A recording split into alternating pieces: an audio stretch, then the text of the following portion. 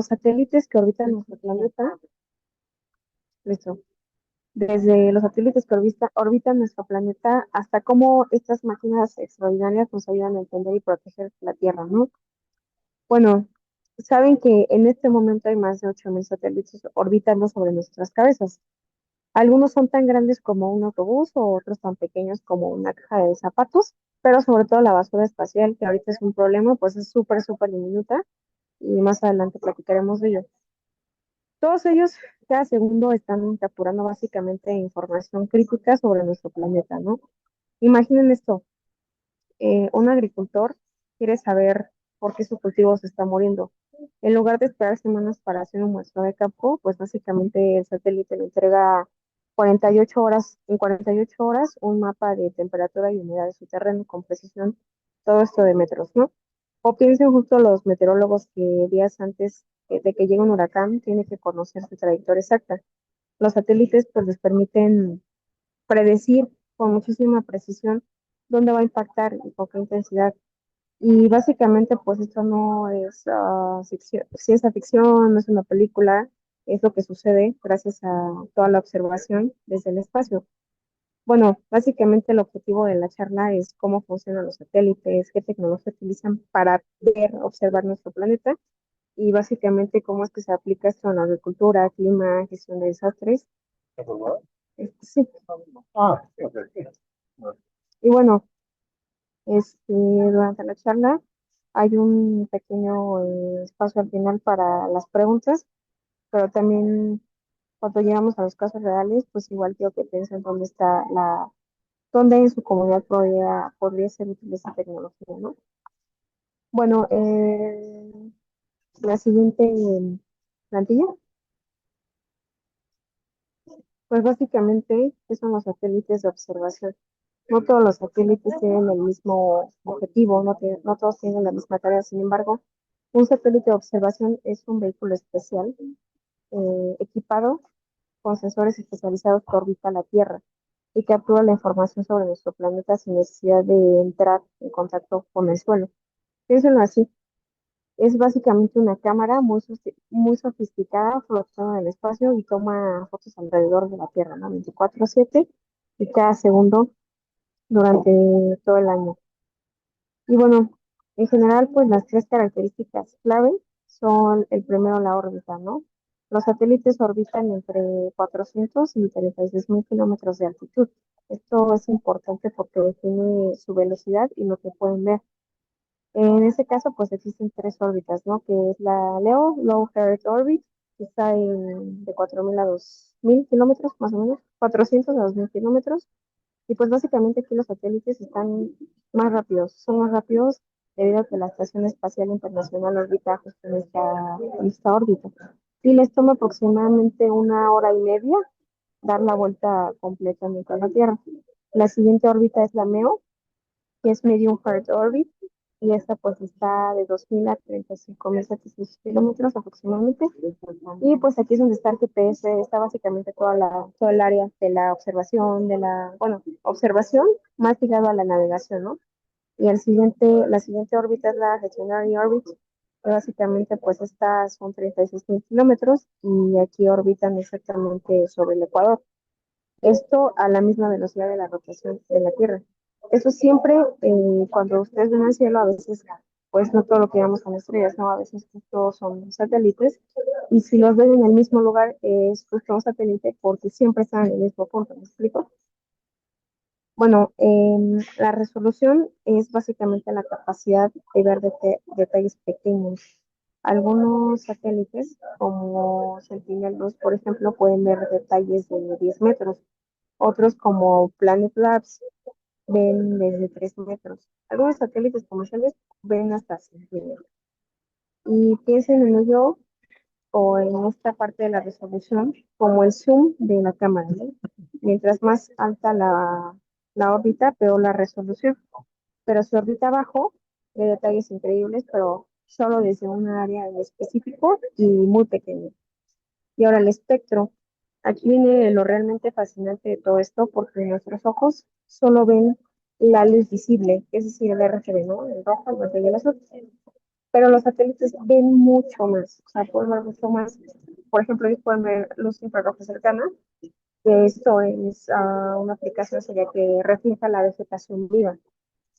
La luz infrarroja térmica es también la temperatura exacta. La siguiente es la radiación de microondas, que esta radiación penetra literal toda la condensación de las nubes, por ejemplo. Y es así como los satélites tuvieran superpoderes, ¿no? O sea, de visión, que nosotros no tenemos. Y vaya, un dato interesante justo sobre esto es que hay un satélite que se llama Landsat y este lleva monitoreando la Tierra desde hace como 60 años. Entonces, pues gracias a él tenemos fotos de cómo nuestro planeta ha cambiado. Es el registro más largo que existe en cambios ambientales, ¿ok? Y bueno, ahora entendemos qué son estos satélites y necesitamos entender cómo ven, cómo es que ven.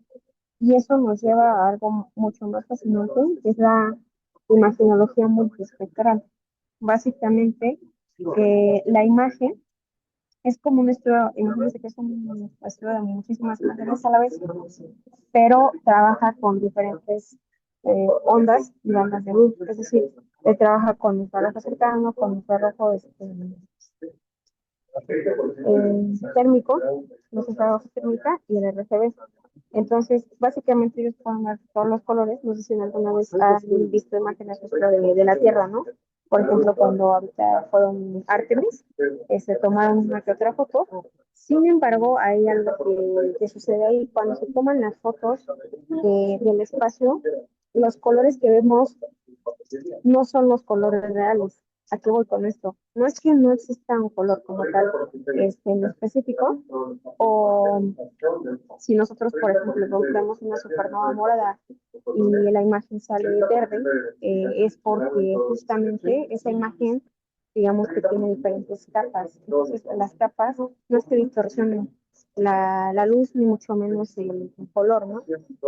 Lo que cambia es que básicamente es la longitud de onda de todos los datos. El siguiente, por favor. Bueno, aquí sucede algo igual muy bueno y dentro de la imagenología multiespectral, el problema con las cámaras normales. Pues básicamente una cámara normal, la del celular, la de la cámara en general normal, captura solamente los tres colores, que es el rojo, el verde y el azul. Y básicamente con esos tres datos queda toda la imagen que podemos ver. Pero eso básicamente, pues ahorita es muy limitado, ¿no? No podemos, o por lo tanto ellos no pueden ver la salud de la vegetación, no se puede ver dónde hay agua y no podemos medir la temperatura. Es como intentar diagnosticar una enfermedad solo pues mirándolo con los ojos, ¿no? Necesitas exámenes de sangre, radiografías, o sea, necesitas todo un estudio detrás. Y básicamente la solución espectral es que la imagenología multiespectral captura información en múltiples bandas de luz simultáneamente, así como lo piden aquí, ¿no? La OB, la visible, la MIR.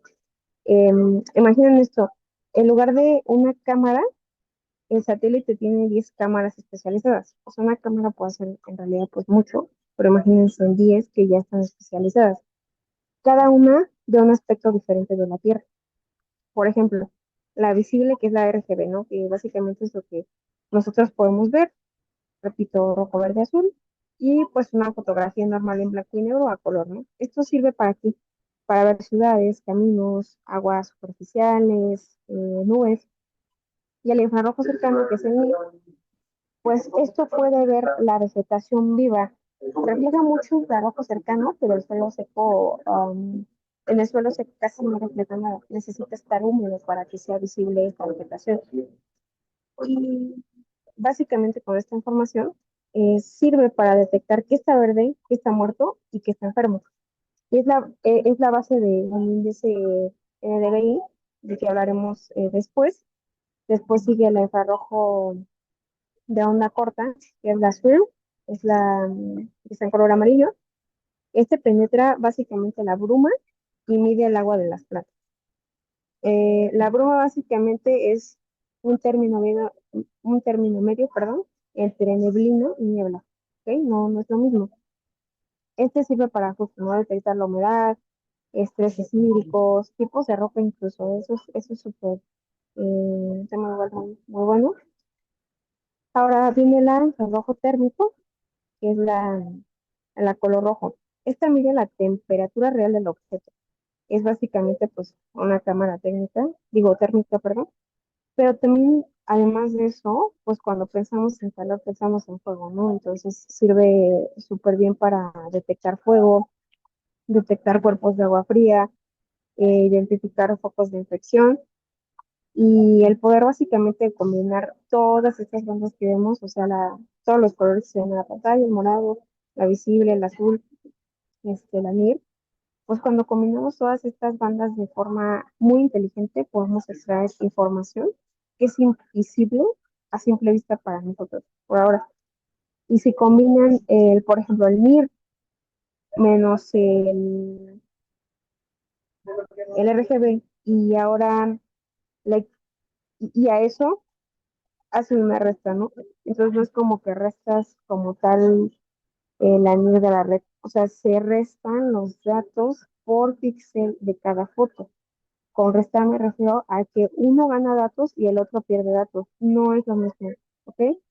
Y pues básicamente con eso se obtiene un número que te dice exactamente qué tan verde va a estar algo. Entonces a eso me refiero con que uno pierde datos dentro de la imagen y otro los gana, porque evidentemente como mencioné al inicio, se puede verificar si está vivo, si está infectado, si está muerto o en este caso seco, ¿no? Entonces, por ejemplo, en el seco, eh, tendría que perder muchos datos la imagen, pero quizás en el que está enfermo pierde, pero a la misma vez gana. Los que ganan son de secciones afectadas y los que pierden serían los datos sanos. Es decir, en caso de que el área o la superficie donde se haga este tipo de índice, pues es muy probable quizás que sea más notorio leer como tal ese número. Entonces, pues básicamente esto ha revolucionado más para la agricultura, sobre todo, ¿no? Es como si los satélites tuvieran básicamente ojos de rayos X, un ejemplo, termómetros incorporados, microscopios, todo eso al mismo tiempo. O sea, ellos ven cosas que nosotros nunca, espero que en algún momento lo podamos ver con nuestros propios ojos, porque sí, lo repito, no sé si en algún momento lo escucharon, lo vieron, investigaron, y es justo, o sea, lo que vemos en las fotografías no es como lo real, ¿saben? O sea, me imagino que debe ser mucho más impresionante, los colores más vibrantes, más luz, y bueno, por ahora sabemos que ven los satélites, ¿no? Pero ¿cómo lo ven? Eso depende del tipo de sensor que usan. Eso está en la siguiente plantilla. Muy bien. Sensores remotos.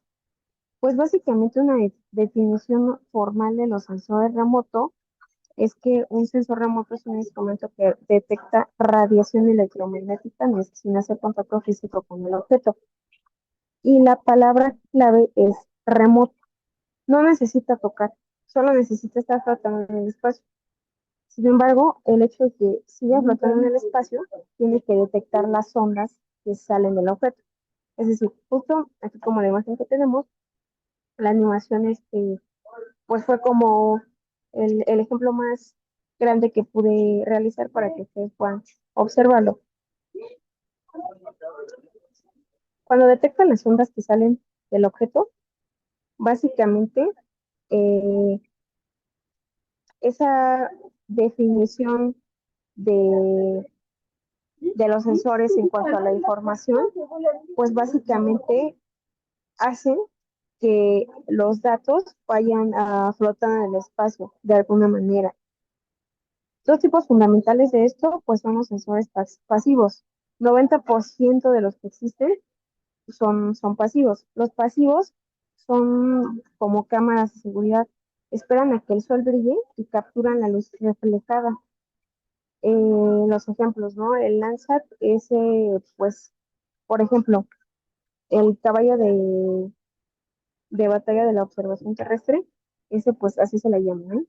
El caballo de la batalla de la observación terrestre, justamente porque ya muchísimos años operando, muchísimos años monitoreando, y afortunadamente pues hasta este punto pues sigue activo. El segundo es el Sentinel-2, el satélite de la Agencia Europea. Este tiene 13 bandas espectrales. Si ustedes recuerdan, yo mencioné que tenemos tres bandas de color, y es como si estuvieran las tres bandas más 10 cámaras, son 13. Justamente contiene todas las posibles. Y pues la resolución básicamente dentro de estas de 10 a 20 metros, y el siguiente es el MODIS. Este pues es a bordo de satélites. Estos son, se llaman Terra y Arco. Y este captura básicamente todo el planeta cada 1 o 2 días. La ventaja de todos estos es que pues son baratos, ¿no? O sea, en términos más prácticos, son más baratos, son confiables, son más históricos y funcionan desde hace años. Entonces, pues una desventaja, desafortunadamente, es que no funcionan de noche porque las nubes les bloquean la visión. Igual hay otro tipo de sensores que son los sensores activos. Estos ya pues son más revolucionarios, ¿no? Que básicamente son los del futuro. Los sensores activos son como un radar, ¿no? O sea, ellos no esperan al sol. Estos emiten su propia radiación y miden lo que rebota. Es decir, cuando emite su propia radiación, hace muchas, imagínense que es como cuando cae un rayo en el suelo, ¿no? No sé si les ha tocado ver o lo han visto. Como si cayera un rayo en el suelo, pues evidentemente todo empieza a choque contra el suelo, y cuando choca contra el suelo, todos los vectores o todas esas pérdidas de energía, pues se dispara a diferentes lados. Es algo así como sucede esto. Y pues son los siguientes, básicamente es un radar que se llama SAC, que es Synthetic Aperture Radar. Este emite microondas que pues básicamente estos sí pueden penetrar las nubes, perdón, la neblina, incluso ya puede con la lluvia. Y esto pues, repito, no es súper útil para monitorear deforestación, por ejemplo en la Amazonia, donde pues siempre hay nubes. El otro es el LIDAR, que ahorita es el que pues vamos a platicar más adelante de él, que es básicamente en lo que ahorita estoy trabajando, y ese es que emite luz láser y mide las distancias. O sea, no importa dónde estás, o sea, si estás en el campo, pues él va a emitir su luz láser y no va a reconstruir, pero va a medir toda la distancia quizás de un punto A a un punto B. Este pues básicamente puede mapear la topografía exacta del terreno. ¿Qué me refiero con eso? Puede hacer tipo de reconstrucción 3D por nodos. Es decir, básicamente imagínense que ustedes están en un videojuego y que cada que ustedes se mueven, pues básicamente la imagen se va actualizando, pero dependiendo del entorno en el que ustedes estén. Y con los nodos me refiero a que reconstruye toda la superficie, todo el entorno por medio de puntos. Las ventajas pues son que funcionan de día y de noche. Estos, el LIDAR, bueno, LiDAR y el radar SAR, estos funcionan de día y de noche porque justo, ¿no? Penetran las nubes, lluvia, neblina, y pues hay mucho detalle sobre todo en 3D para conocer el espacio en el que se encuentran. Las desventajas ahora es que pues justo esos son más caros, ¿no? O sea, los datos son más difíciles de procesar, son más complejos, no se entienden demasiado. Y, por ejemplo, piensen en un partido de fútbol en la noche, ¿no? O sea, el sensor pasivo es como, el sensor pasivo sería un espectador en las gradas, ¿no? Que solamente puede ver si hay luces, y sin luces no se ve nada del partido. Pero el sensor activo es como si fuera un jugador con linterna, o ajá, como una cámara em, con visión nocturna, ¿no? O sea, crea su propia luz y puede ver lo que quiera en cualquier momento. Y pues básicamente la mayoría de los satélites modernos usan ambos tipos, o sea, combinan las cámaras pasivas que captura el espectro colorido con radar o con LiDAR para obtener la información en 3D y justamente poder penetrar justo las nubes, ¿eh? O sea, esta es una combinación perfecta entre detalle espectral y penetración de nubes. Con el detalle espectral yo me refiero a que imagínense cuando ustedes ven al sol, ¿no? Cuando ustedes ven al sol, ven un círculo, un círculo blanco. Y evidentemente por toda la irradiación, toda la onda que ellos tienen, pues básicamente es muy alta. Por eso tampoco es tan visible o tan fácil de que el ojo humano lo pueda quizás capturar de alguna manera. Y bueno, por ahora, pues excelente, ¿no? Ahora entendemos cómo capturan los datos, pero ahora, ¿para qué los usan? Vamos a lo aplicado a la agricultura y bueno, sería la siguiente plantilla, por favor.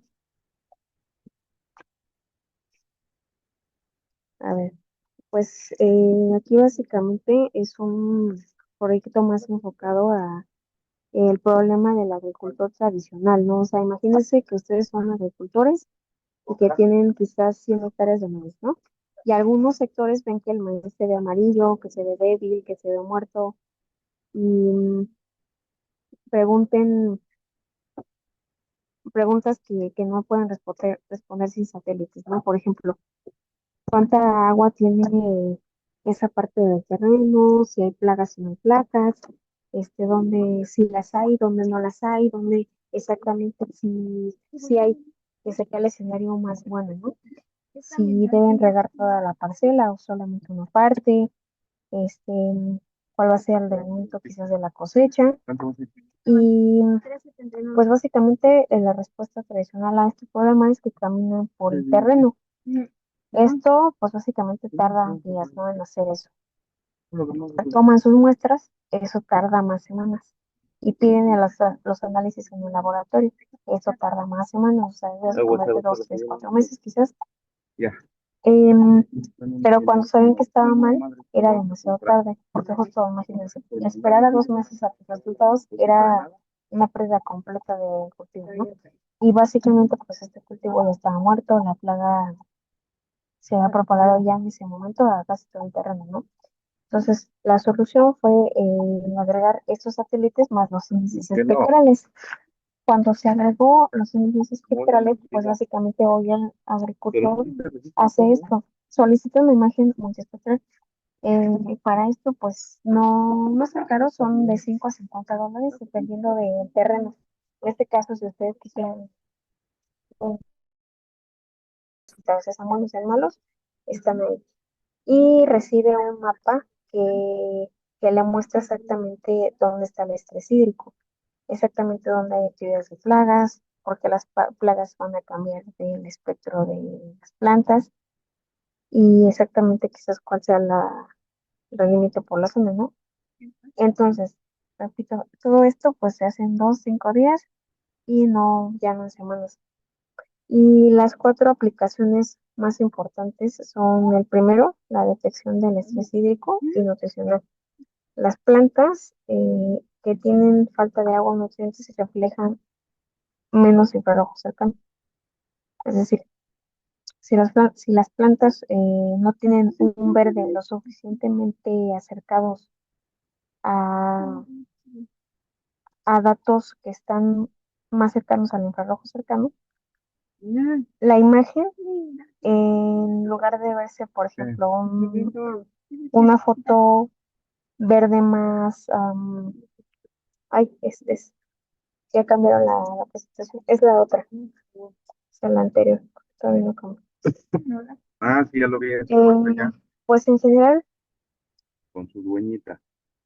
si está menos infrarrojo cercano, la imagen y la planta real tendría un color verde, pero si yo te pongo dos plantas verdes, hay una diferencia quizás en una planta que está muy expuesta al sol y en una planta que está muy expuesta al agua. La que está más expuesta al sol, esa por alguna razón, más adelante le explico, es que reflejan más luz visible, pero no es porque el sol se las dé, sino eso sucede otro cambio. Y si ahora, si tienen una planta que está más acercada a, o tiene más contacto con el agua, pues tendría un índice de variación de natividad más alto, pero tendrían más infrarrojo cercano. ¿Por qué? Porque se pueden ver todos los datos. Básicamente esta parte de hacer índices con todas las unidades especiales en plantas, en hojas, en árboles, vegetación. O sea, cualquier cosa que sea verde, incluso algunas frutas, no es tan fácil como parece, porque quizás parece que solamente porque baja la tonalidad está enfermo, pero incluso a veces los que están con una tonalidad menos verde no están enfermos que los que están más verdes. O sea, depende muchísimo de la temperatura, condiciones atmosféricas, este, en general todo el ambiente en el que se encuentran. Ahora, eh, pues me cambiaron la plantilla. Voy a hablar de la que están viendo, que básicamente es el monitoreo climático global. Pues en este tiempo, la crisis climática sin satélites es igual a una especulación. ¿Por qué? Porque si no puedes observar nada, pues comienzas a hacer teorías, comienzas a hacer preguntas, pero esas preguntas tendrán muchas respuestas sin ningún tipo de validez. Y pues antes de que los satélites existieran, cuando los científicos hablaban del cambio climático, ellos suponían que era que era un error, ¿no? O sea, que el cambio climático en algún punto no era cierto, porque no tenían cómo comprobar que hubiera cambios en la atmósfera, que hubiera cambios eh, quizás fotosínticos, vegetación. Ahora, hay una pregunta ahí, que es si se está calentando, realmente se está calentando, ¿no? Y la respuesta sería quizás no sé, porque mi termómetro quizás en Chile, quizás aquí en México, pues dice que es más frío, ¿no? Entonces depende igual de dónde se encuentra uno. ¿Qué sucede? Sí sucede, pero que sea con la misma eh, urgencia, con la misma rapidez, eso es un poco incierto. Y pues, Estefanía, discúlpame un sí. momento, es que a veces tu audio como que no se le entiende muy bien, como que parece que hay un disturbio, no sé si puedes acercarte más al micrófono o cambiar de micrófono, no sé, para que se escuche mejor el audio. Ok, pues es que estoy con audífonos, pero ahorita veo sí, sí se me escucha bien. Quizás es la red. Eh, bueno, ¿qué me quedé? Pues básicamente, ¿no? La revolución de todo esto es que los satélites van más acercados a datos objetivos. Aquí voy con esto. Que los satélites han permitido lo imposible, lo impensable, lo imposible, porque miden toda la Tierra simultáneamente y pues hoy se tienen datos de temperatura de cada punto del planeta cada 6 horas, por ejemplo, que la concentración del CO2 en la atmósfera monitoreada continuamente, pues a nivel del mar, medido con precisión de milímetros, o sea, puede ser todo eso, que la cobertura del hielo de los polos vigila constantemente, que la humedad del suelo, pues en cada región agrícola es más importante.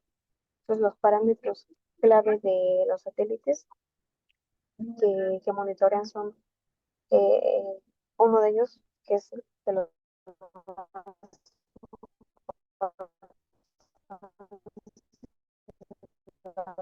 temperatura superficial, es donde los satélites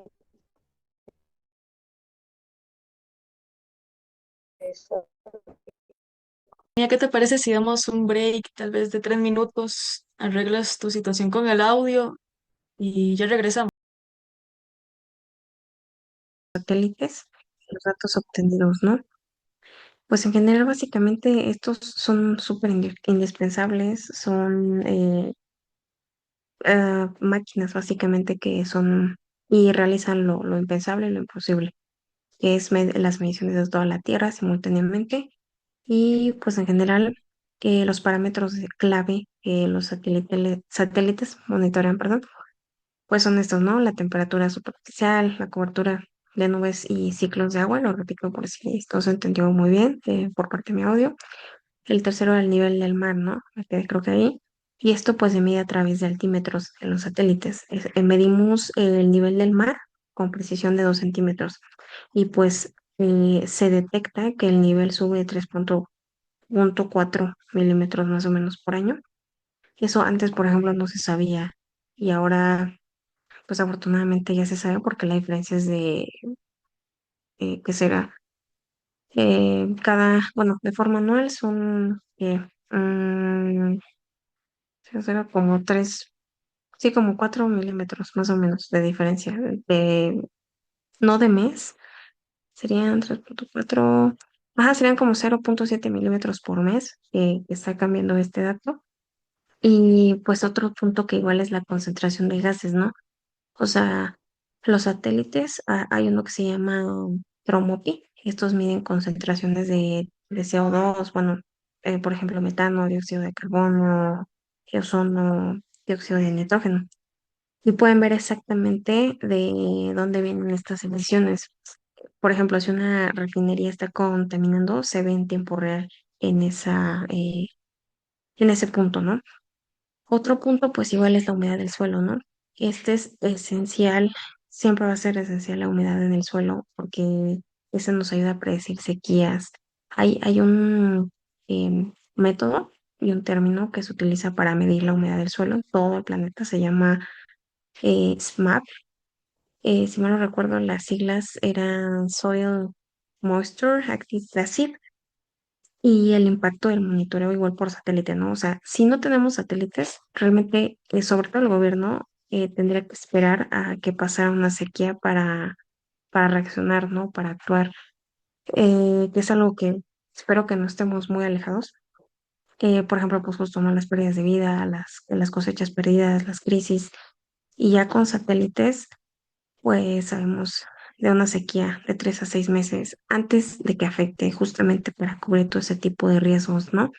Antes de que siga, si se me escucha ya bien aquí, ¿no? Sí, se escucha perfectamente. Muy bien, gracias. Bueno, en general, pues básicamente con los satélites preparamos riego de emergencia, se diversifican los cultivos, relocar quizás el ganado, preparar políticas de emergencia, ya sea en general, ¿no?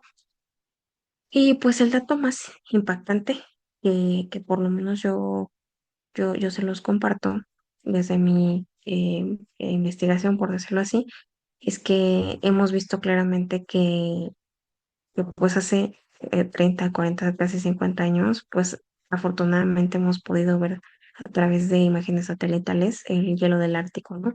Este pues básicamente tiene una reducción. Me quedé con el 13%, no sé si ya aumentó, pero en el momento que lo investigué, pues se reducía el 13% por década, ¿no? La deforestación global es súper visible cada año. El nivel del mar pues ha subido 10 centímetros en 10 años. O sea, imagínense, 10 centímetros en 30 años, perdón. Es demasiado lo que ha subido. El siguiente, pues son las temperaturas globales. Por ejemplo, pues desde hace, ¿qué será? Pues, yo creo que casi 200 años subió a una diferencia de 1,1 grados. O sea, eso es demasiado comparado con con tiempo atrás, ¿no? O sea, sí subía, pero fue súper abrupto esta vez. Y bueno, básicamente, ¿no? Sin satélites, negacionistas podrían decir, pues básicamente eso es mentira, ¿no? O sea, con satélites es imposible negar lo que ves con tus propios ojos. Perfecto. Bueno, ahora pues ya saben quizás cómo medimos el clima, pero para interpretar esos datos se usan índices espectrales y esto es uno de los, o sea, súper poderoso que lo usamos en todo básicamente, que es el NDVI, que está en la siguiente plantilla, por favor. Bueno, estos índices espectrales, básicamente, ¿qué es, no? Un índice espectral es una fórmula matemática que combina diferentes bandas de luz. Esto para extraer un número que tiene un significado. Es como si yo les dijera, la diferencia entre lo que refleja la luz infrarroja y lo que refleja la luz roja, dividida por la suma, me va a dar un número que mide qué tan verde está esa, esa, vaya esa luz que se refleja, ¿no?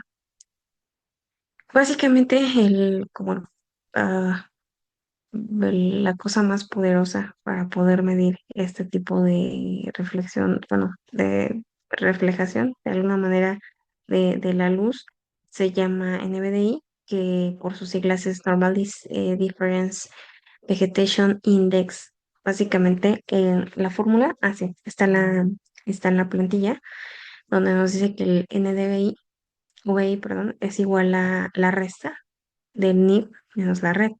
¿Esto qué quiere decir? La NIB es el infrarrojo cercano.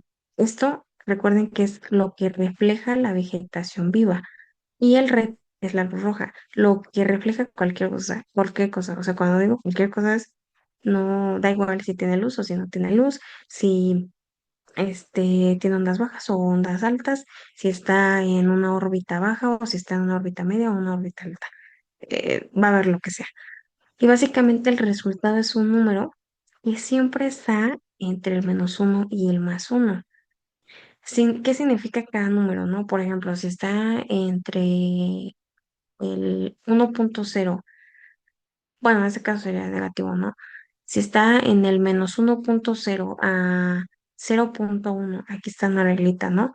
El -1 está en rojo y el +1 está en verde. Yo les dije, del -1 al -0.1 hay cuerpos de agua, nieve, cemento. O sea, nada es verde. O sea, seguimos aquí atorados en el recuadro rojo. Nada, nada es verde. Ahora, si nos movemos un poquito más a la derecha, estamos en el -0.1 al 0,0. Ahí es un suelo desnudo. Quiere decir un suelo desnudo, que no hay, no es que esté malo o que esté enferma la vegetación, pero no hay datos que capturar porque no hay, digamos que una evidencia de el índice verde, en caso de que esté bueno, o el índice rojo, ¿no? Que está en estado crítico. Ahora, si nos vamos un poco más a la derecha, nos vamos del 0.0 al 0.3, solamente son 2 milímetros. ¿Están de acuerdo? Esta parte de la vegetación es muy débil. Aquí ya se encuentran los pastos secos, los arbustos, quizás casi la mayoría de la vegetación que se encuentra en los desiertos. Y ahora, si nos movemos aún más a la derecha, al 0.3, si ustedes se están dando cuenta, estamos yéndonos del rojo hacia el verde, que es el punto ideal, ¿no? Estamos ahorita a la mitad casi del amarillo, que sería el 0.3 al 0.6. En ese caso, pues hay vegetación moderna o, perdón, es vegetación moderada. Esto para la agricultura, para los campos. Aquí estaríamos quizás en un punto ideal, pero desde la perspectiva más de que aún la vegetación no es tan sana. No va a morir, no va a morir pronto, pero tiene un riesgo. Y ya cuando estamos del 0.6, que ya casi salimos del amarillo, al 1, ya entramos al área verde, ya entramos al recuadro verde, es donde la vegetación está muy densa. Esto ya es más tipo selvas, junglas, bosques. ¿Y por qué funciona esto? La vegetación viva refleja muchísima luz infrarroja, o sea, demasiado. Cuando ustedes ahora que vean justo esa vegetación, em, el infrarrojo pasa a través de las hojas sin ser absorbido. O sea, literal, cuando me refiero a que penetra justamente toda esa luz, es muy, o sea, no es una metáfora, o sea, es muy, muy cierto porque realmente es como si no la tocara, ¿sabes? Pero la vegetación muerta o enferma no refleja tanta luz como la infrarroja. O sea, tampoco los penetra de la misma manera, pero porque justamente no refleja tanta luz, ¿no? Entonces quizás es hasta un pro para la vegetación muerta. Y vaya, entonces midiendo esta diferencia podemos saber exactamente qué está vivo y qué está muerto. Las aplicaciones básicamente NDVI es la agricultura, ¿no? Saber qué tan saludable está una planta. La otra sería quizás las sequías, ¿no? Si el NDVI está bajo para la época del año, significa un estrés hídrico. Pero ahora si hay plagas, pues hay cambios abruptos en el NDVI, o sea, indican una infestación gravísima. Y bueno, del lado derecho tenemos el NDWI, que es Normality Difference Water Index, que básicamente, pues la fórmula es la que está bajito, ¿no? Que nos dice el NDWI, donde el SWIR es el infrarrojo de onda corta. O sea, ese tipo de infrarrojo pues puede penetrar agua, o sea, este mide la humedad. ¿Qué detecta específicamente? Pues el agua en las plantas y en la superficie. Esto es excelente para detectar estrés hídrico. Antes de que el NDVI lo muestre, recuerda que el NDVI es básicamente que nos dice, oye, eh, puede que tu planta muera, necesita agua. Entonces el NDVI le dice al NDWI, ok, ¿qué tanta agua necesito? Y comienza literal a hacer como lo que es la animación, ¿no? O sea, comienza a hacer ese tipo de recorrido para ver en qué etapa está y si aún puede salvarla y si sí la puede salvar, ¿cómo? Entonces, em, pues básicamente, ¿no? El,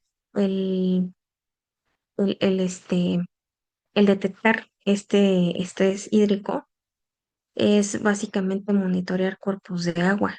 Distingue agua de otros elementos incluso. ¿Y cómo vamos a usar estos dos elementos juntos? Ahora, imagínense que queremos saber el estado de cultivo del maíz, ¿no? Pues calculamos primero que nada el NDVI. El resultado podría ser 0,65, ¿no? Quedamos en que mientras estemos, digamos que a la mitad del amarillo, es que estamos vivos, pero podríamos morir. Entonces, verde, estamos digamos que en un verde, pero no súper verde. ¿Me explico? Un verde no excelente, pero sigue siendo verde. Es como segundo paso, calculamos el NDWI. Básicamente es un resultado. Por ejemplo, el 0,15 está súper bajo, pero está bajo para la humedad en las plantas.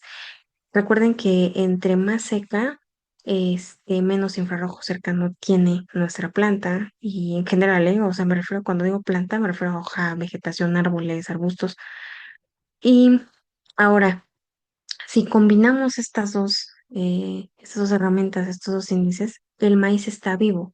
¿Cómo lo sabemos? Porque mi NDVI me dice que tengo un 0,65 y que me encuentro verde, que estoy vivo, pero que también tiene un estrés hídrico.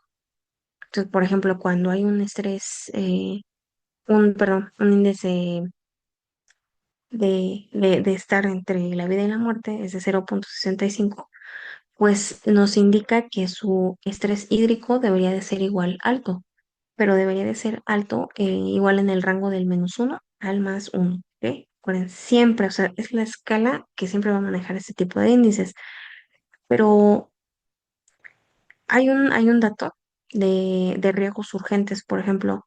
Estos índices, pues se han calculado, lo repito, hace muchísimos años, o sea, obviamente todo es paulatinamente medido. Y podemos hacer análisis como, por ejemplo, en el 2024, 2025, no recuerdo qué año bien, fue de los dos, el NDVI, había una región que estaba a 0,2 por debajo del promedio de julio, ¿eh? O sea, en julio normalmente está en el 0,6. Es una diferencia de 0,4, ¿no? Milímetros. O sea, parece nada, pero en realidad es que el cambio es súper abrupto, por lo menos en 3, 4 años. La conclusión de todos estos datos que acabo de mencionar es que la sequía es anómala y básicamente todo el año va a estar así. O sea, no habrá una, vaya, un riego de forma em, seguida, y además que el riego necesita ser lo suficientemente poderoso para poder penetrar justamente la, la vegetación, ¿no? Que no solamente basta con llover, necesita igual esa, vaya, intensidad, si lo llamáramos de alguna manera. Y bueno, fantástico, pues ahora hemos literal cubierto, ¿no? Como pues toda esta tecnología abstracta y pues ahora déjenme mostrar básicamente cómo se salvaguarda vidas reales en estos casos, ¿no? Que está en la siguiente plantilla y la siguiente plantilla pues nos dice esto. Hay aplicaciones prácticas. En el caso uno son los huracanes, ¿no? La predicción y el monitoreo. O sea, un problema, imagínense que un huracán se va a formar en el Pacífico y en 72 horas pues puede o podría impactar la costa. ¿Cuál es exactamente la trayectoria y con qué intensidad va a llegar? Porque eso es súper importante, ¿ok?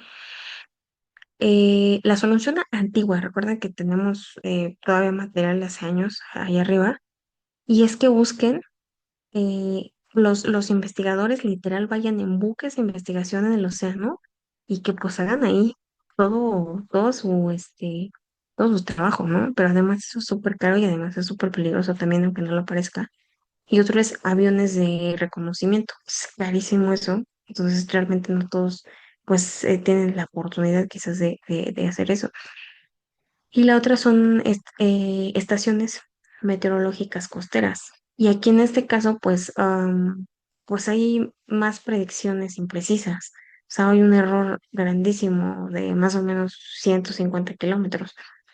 Y una solución moderna a estos, ya con los satélites, ya con toda esta tecnología, pues es que están los satélites geoestacionarios que ven el huracán cada 15 minutos, o sea, están monitoreando todo esto cada 15 minutos y que pues básicamente los satélites de la órbita baja, que sería la órbita Leo, capturan detalles de la estructura, o sea, todo el tiempo están tras, o sea, toman foto, toman foto, toman foto, capturan datos y no hasta que se canse, sino hasta que tengan lo suficientes para poder, eh, supongamos que no están en el 14,58 segundos.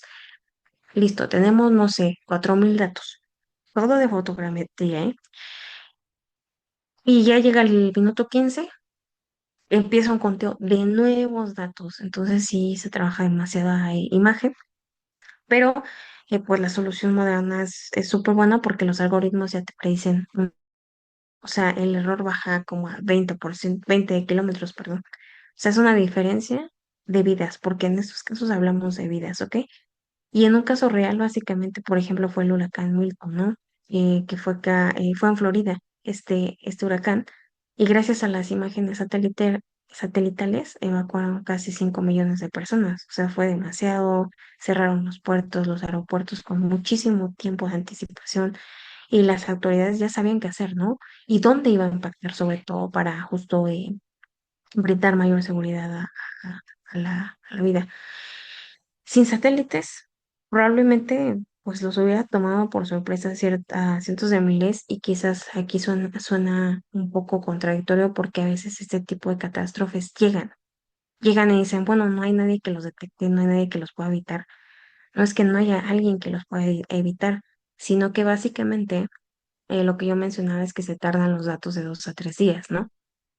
Entonces, supongamos que es lunes y yo les digo, bueno, hay que monitorear toda la estación, toda la tierra, quizás, no sé, ahora no en Florida, quizás acá en México, en Acapulco, que está más cerca de Guatemala, por ejemplo. No, El Salvador, está más cerca de El Salvador. Pues ahí ha habido un montón de este tipo de desastres y son sumamente, pues, catastróficos, ¿no? Pero ¿cómo es que no lo detectan? Sí lo detectan, claro que lo detectan, pero justo si no lo hubieran detectado, sería incluso más fuerte, porque de por sí qué tipo de desastres son, ¿no? O sea, son súper poderosos, pero ahora imagínense que no lo hicieran, o sea, imaginen esa magnitud, ¿no? Si de por sí ya pudiéndolo detectar es un desastre, ahora no, pues acaban con toda la ciudad prácticamente, ¿no? Entonces, pues el siguiente es, por ejemplo, la deforestación. El pulmón, perdón, de nuestro planeta, ¿no? O sea, ahorita la Amazonia pues está deforestando diariamente. O sea, esto no es nuevo, tristemente, pero esto es una área de como 5, 6, 4 millones de kilómetros cuadrados. O sea, es imposible patrullar esa área, imposible tener un control eh, para el cuidado del mismo. Y sin satélites, por ejemplo, la actividad ilegal ocurre, ¿no? Pero ocurriría sin que nadie se enterase hasta meses o años después, ¿no? Y ahora, justo con ayuda de la vigilancia satelital continua, pues es justamente el que decía, el Sentinel-1 es el radar y el Sentinel-2 es un óptico. Estos dos pues básicamente monitorean la Amazonía todos los días. Y cuando detectan así un mínimo cambio del NDVI, por ejemplo, que esté el NDVI del 0.8 y se vaya al 0.1 en pocas semanas, activan alerta y literal se ponen a buscar dónde está la falta de este pulmón, ¿no? Y pues los datos impactantes básicamente es que pues detectan deforestación en tiempo real, pueden alertar a las autoridades, todo lo que mencioné anteriormente. Y pues en general el otro sería las sequías, la preparación y la respuesta, ¿no? O sea, una sequía puede durar muchísimos años. Por ejemplo, California tuvo una sequía en el 2012 y pues esto devastó completamente la agricultura. O sea, pregúntense ahora, ¿qué preguntas necesitan respuestas? ¿Dónde está el déficit de agua? ¿Qué regiones están en riesgo más crítico? ¿Cuál será la disponibilidad del agua quizás para las próximas temporadas de la siembra, ¿no? O sea, la solución, los índices espectrales más la humedad del suelo. Eso es todo. Los satélites, pues miden eso, ¿no? Miden si las plantas están estresadas y si las plantas y esa agua llega justamente al suelo. O sea, si esa agua llega lo suficientemente abajo para poder humedecer toda la superficie y que además pues las temperaturas superficiales, si es que hay anomalías en el calor, pues igual sean detectadas, ¿no? En general, pues sin satélites, pues esto, ah, pues ya no sabríamos en qué momento nos quedaríamos sin agua. Y otra que sería pues los incendios forestales, ¿no? De la detección y el combate, por ejemplo. Esto pues nos lleva más a una solución de detección infrarroja térmica, justamente por detección de el calor de un incendio, mapear el perímetro exacto quizás del fuego, predecir la dirección. Y bueno, básicamente, ¿cómo funciona? Pues un incendio activo emite mucho infrarrojo térmico, demasiado. O sea, los satélites lo van a detectar en minutos. O sea, imagínense qué tanto lo emite para que lo puedan detectar rapidísimo. Entonces, básicamente, pues sí, ahora pues vamos a lo personal, ¿no? O sea, si quieres brinca la página 9 y nos vamos a la 10 y pues básicamente es Dorna, ¿no? Por ejemplo, si ustedes en algún momento quieren saber más de esto, quieren ver quizás el control de todos estos datos, obviamente no los van a controlar, pero se van a dar una idea y eso es súper importante para dar el primer paso, ¿no? Y hay una cosa que se llama Dorna, que es Dorna. Dorna básicamente es un software desarrollado para el control de sistemas multiespectrales de vehículos, de satélites, de drones. Básicamente, imagínense que vuela el dron y controla las cámaras, captura las bandas espectrales, procesa sus datos y te genera tus mapas de NDVI en tiempo real, ¿no? ¿Por qué lo hicieron? Bueno, pues cuando se vuela un dron multiespectral necesitas un software de vuelo para el dron, un software de cámaras para controlar las cámaras, un software de procesamiento para calcular los índices, un software de visualización para ver mapas, o sea, son cuatro softwares diferentes. Y además que la complejidad es súper cara y que el tiempo es, híjole, quién sabe cuánto les tome, pero básicamente Dorna integra todo y y en general, ¿no? O sea, parte de esto, pues, es justamente para llegar a un buen procesamiento de AV y un análisis temporal. Además de que, pues, hay muchísimas tecnologías que se utilizan, Python, ROS, MATLAB, OpenCV, TensorFlow o Keras, o quizás hasta el SLAM, ¿no? Que básicamente reconstruye todo lo que le mencioné, que es básicamente como una combinación de líder. Y pues en general, ¿no? O sea, Em, es básicamente a muy grandes rasgos todo lo que sucede dentro de cómo trabajan estos satélites ya en términos pues agrícolas, en términos de cultivo. Y en general, pues no sé si tengan algún tipo de pregunta. alguna curiosidad o algo que ustedes sepan quizás para compartirlo, igual sería muy, muy bueno.